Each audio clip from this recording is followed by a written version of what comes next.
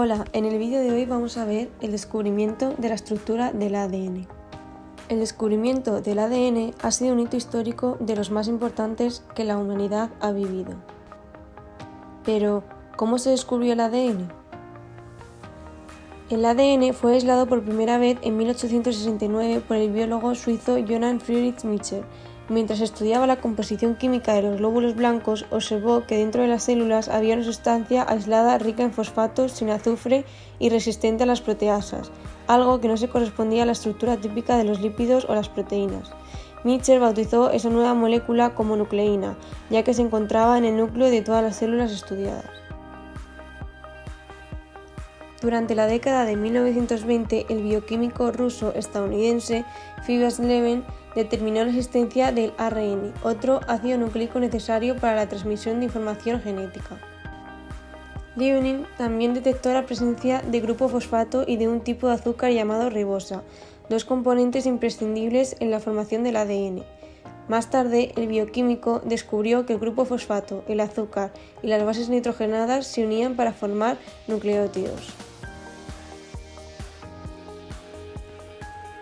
Por último, en 1953, el físico Francis Crick y el biólogo James Watson demostraron la estructura de doble hélice del ADN.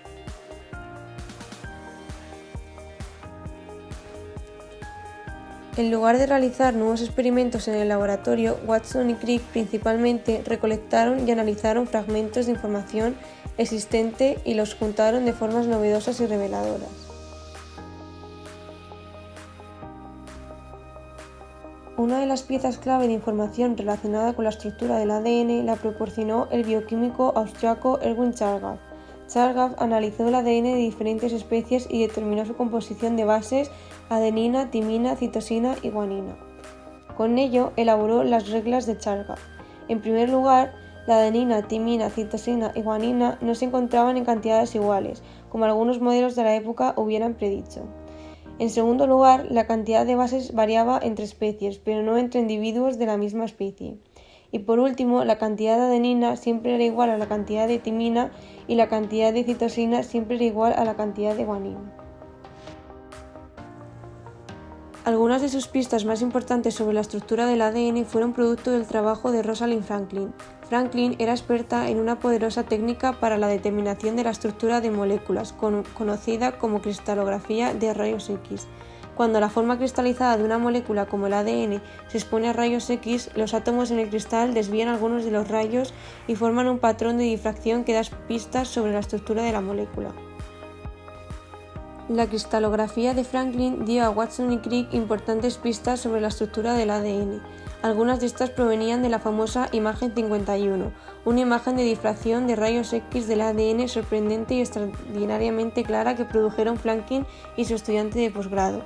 El patrón de difracción en forma de X de la imagen de Franklin inmediatamente le sugirió a Watson una estructura helicoidal de dos cadenas para el ADN. La estructura del ADN, representada según el modelo de Watson y Crick, es una hélice de estrógena de doble cadena antiparalela.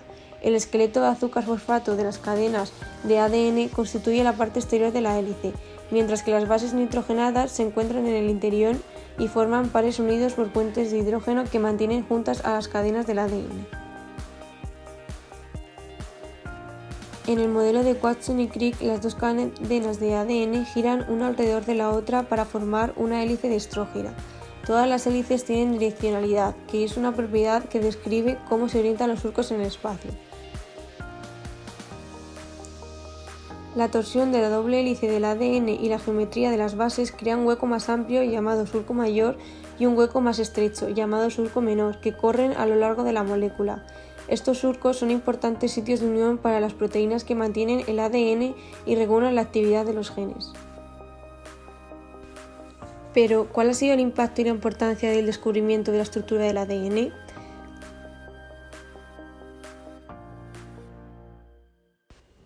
Hoy en día, el ADN nos ha permitido una revolución a nivel mundial de proporciones espectaculares. El modelo de Watson y Crick marcó el comienzo de una nueva era de descubrimientos en la biología molecular.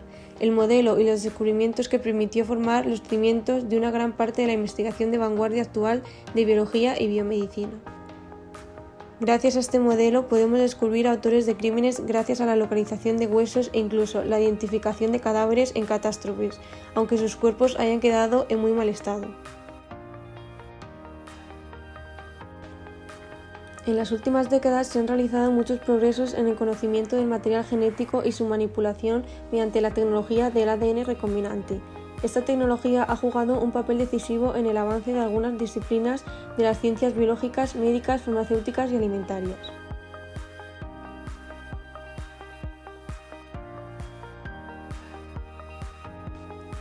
El ADN recombinante es una molécula como resultado de la unión artificial de dos fragmentos de ADN. Así, la tecnología de ADN recombinante consiste en un conjunto de técnicas que permiten aislar un gen de un organismo para su posterior manipulación e inserción en otro diferente. Cuando se introduce un ADN recombinado en algún organismo, ocurre una modificación genética que se traduce en un cambio de rasgos ya existentes o en la expresión de rasgos nuevos. El ADN recombinante tiene una aplicación en varios campos como en la industria farmacéutica, la industria alimentaria, la industria agrícola o en la investigación biosanitaria, entre otros. Otra aplicación interesante del ADN recombinante son las vacunas. La última generación de vacunas biotecnológicas son las conocidas como vacunas ADN. La vacuna de ADN consiste en la inyección directa de ADN a través de un plásmido bacteriano. Este ADN codifica una proteína viral antigénica de interés que introducirá la respuesta inmunitaria. Un ejemplo de esto son las dos actuales vacunas desarrolladas contra el COVID-19. Estas consisten en que proporcionan código genético que contiene la información necesaria para producir una proteína, la S-Spike, que se encuentra en la superficie del virus SARS-CoV-19.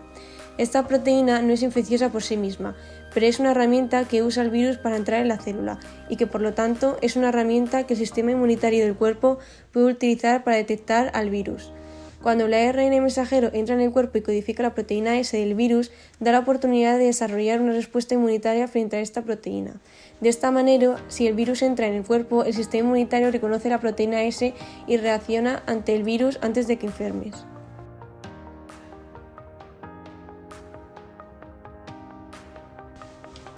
Pues esto ha sido todo, así que espero que os haya gustado y gracias por su atención.